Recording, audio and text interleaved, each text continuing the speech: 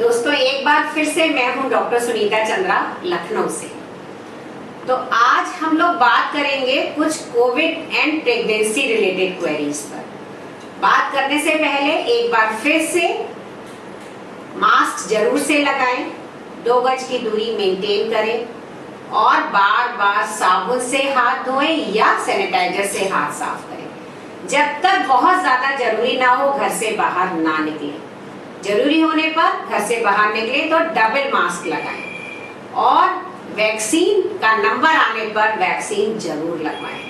खुद भी लगवाएं, अपने घर में सबको मोटिवेट करें, अपने फ्रेंड्स को मोटिवेट करें, अपने नेबर्स को मोटिवेट करें। वैक्सीन आपके लिए नहीं, आपके परिवार के लिए जरूरी है, आपकी सोसाइटी के लिए जरूरी है।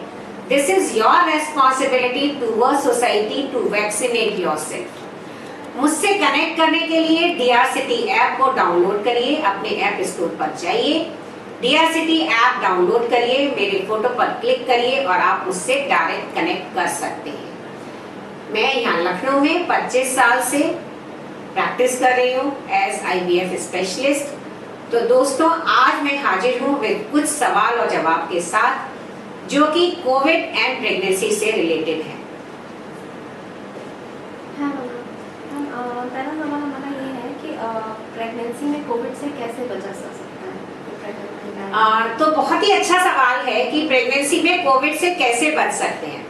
प्रेगनेंसी में कोविड से बचने के लिए 2-4 चीजें बहुत जरूरी है। जैसा मैंने कहा, मास्क लगाएं, इवन घर पे भी मास्क लगाएं, बार बार हाथ धोएं, घर में कोई आया है तो उससे पूरा डिस्टेंस मेंटेन करके रखें।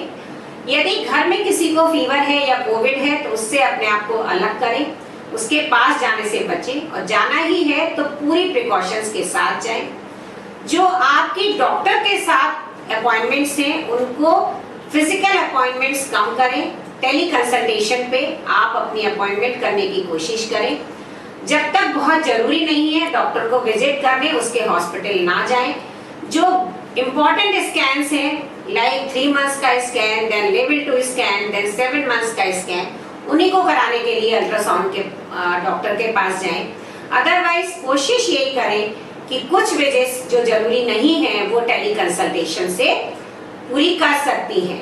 तो that is how you can save yourself from Covid infection. Okay ma'am, क्या प्रेग्नेंट महिलाएं ज़्यादा वल्नरेबल होती हैं, उनके चांसेस ज़्यादा होते हैं क्या कोविड होने के? डॉक्टर साहब बिल्कुल सही पूछा कि क्या कोविड महिलाओं को इन्फेक्शन होने के चांसेस ज्यादा होते हैं।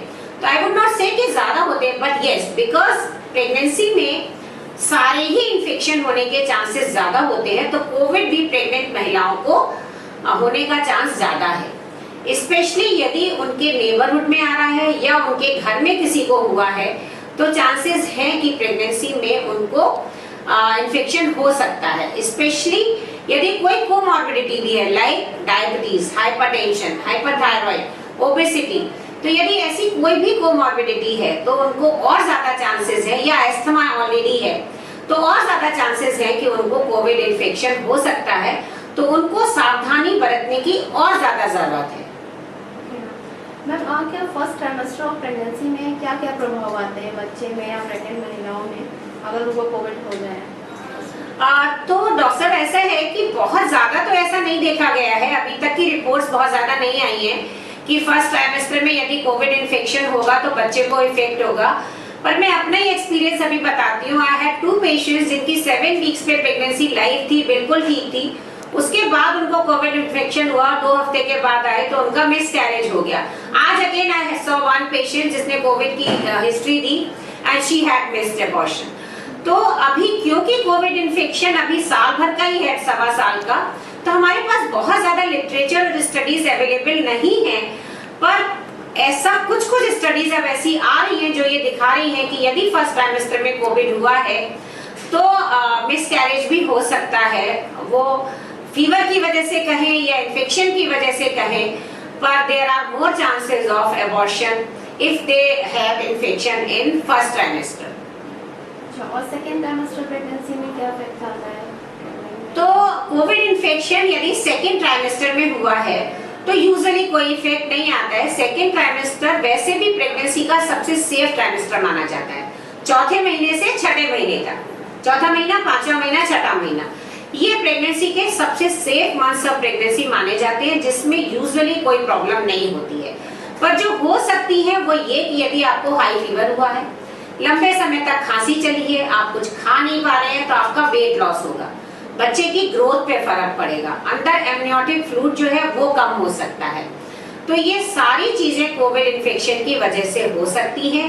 As such second trimester of pregnancy में बहुत ज्यादा प्रॉब्लम नहीं आती है यदि इन्फेक्शन माइल्ड है, बहुत सीवियर नहीं हुआ है। तो थर्ड ट्राइमेस्टर में क्या इफेक्ट्स देखने को मिलेंगे? तो जो लास्ट ट्राइमेस्टर ऑफ प्रेगनेंसी है ये बहुत इंपॉर्टेंट है। यदि उसमें कोविड इन्फेक्शन हुआ है तो ज्यादा चांसेस हैं कि प्री टर्म डिलीवरी हो जाए, बच्चे का वेट कम होगा तो बच्चे को एनआईसीयू में जाना पड़ेगा, बच्चे का एनआईसीयू एडमिशन बढ़ जाएगा, और माँ को सीवियर इन्फेक्शन होने के चांसेस ज्यादा हैं, मॉर्बिडिटी ज्यादा है, मॉर्टेलिटी ज्यादा है। ये देखा गया है अभी तक की स्टडीज में कि जिनको बिल्कुल टर्म के पास इन्फेक्शन हुआ है उनको आईसीयू एडमिशन की जरूरत ज्यादा पड़ी है। तो वो जो टाइम है आपका 32 हफ्ते से 36-37 हफ्ते वाला टाइम, ये बहुत ज्यादा इंपॉर्टेंट है।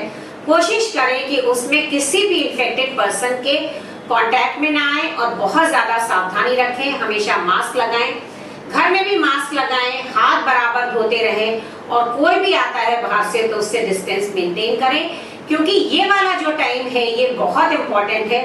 कुछ बच्चों में ये भी देखा गया है कि डिलीवरी के बाद यदि माँ को उसी समय जस्ट लेबर के समय कोविड पॉजिटिव हुआ है तो बच्चों में भी इन्फेक्शन मिला है। ऑल्दो ये रिपोर्ट अभी बहुत कम है पर ये रिपोर्ट देखी जा रही है।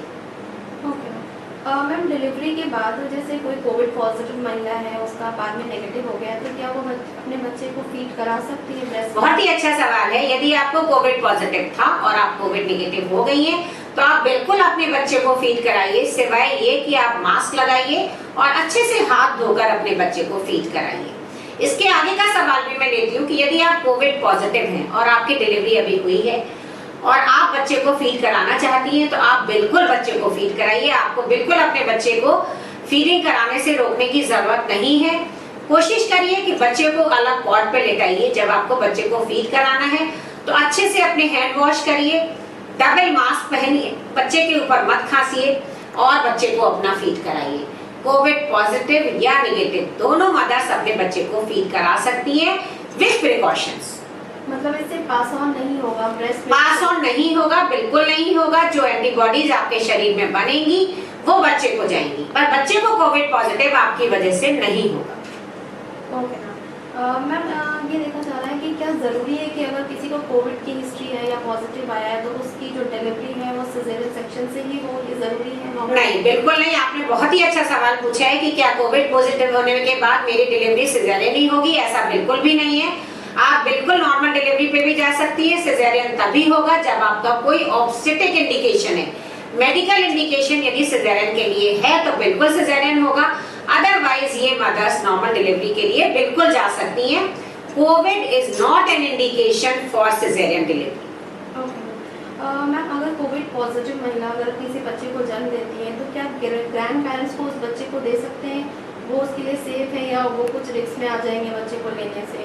बहुत ही अच्छा सवाल पूछा है आपने कि जब बच्चे की माँ कोविड पॉजिटिव है और ग्रैंड पेरेंट्स उस बच्चे को लेने आते हैं तो actually this baby and mother can transmit the infection to grandparents because they are old, they are more prone for infection. तो उनसे करीब 2 वीक्स दूर रखा जाए तो ज्यादा अच्छा है, क्योंकि उन लोगों को इन्फेक्शन हो सकता है। और फिर भी यदि ये है कि उनको लेना ही है तो अगेन फिर वही चीज, मास्क लगाएं, हाथ धोएं और पूरी सावधानी के साथ बच्चे को ले सकते हैं। क्या प्रेगनेंसी में जो एंटीवायरल ड्रग्स आती हैं कोविड की, क्या वो सेफ हैं, वो ले सकती हैं प्रेग्नेंट महिलाएं? कोई भी एंटीवायरल ड्रग प्रेगनेंसी में सेफ नहीं है। वेदर इट इज फेविपिराविर और इट इज रेमडेसिविर, दोनों में से कोई भी प्रेगनेंसी में सेफ नहीं है। तो प्रेगनेंसी में ये दोनों दवाएं तभी देनी है जब इन्फेक्शन बहुत ज्यादा सिवियर है, मदर की जान पे बनी हुई है। I mean the risk is more than the benefit. Then you have to give this antiviral without even thinking about the baby. But otherwise, if you ask me about safety of antivirals, these are not safe in pregnancy in any trimester. So what we give in pregnancy is azithromycin, not even doxycycline. Azithromycin can be given, and then paracetamol and some symptomatic treatment can be given to all pregnant women. Okay, ma'am. Thank you. Thank you, Dr. Safia, for asking such lovely questions, very important questions to our audience. इसी के साथ ये वाला episode हम खत्म करेंगे. Once again, नमस्कार. Stay safe, stay healthy. Mask जरूर से लगाएं, डिस्टेंस मेंटेन करें, बार बार साबुन से हाथ धोएं. मुझसे कनेक्ट करने के लिए DRCT ऐप को डाउनलोड करें. Thank you so much.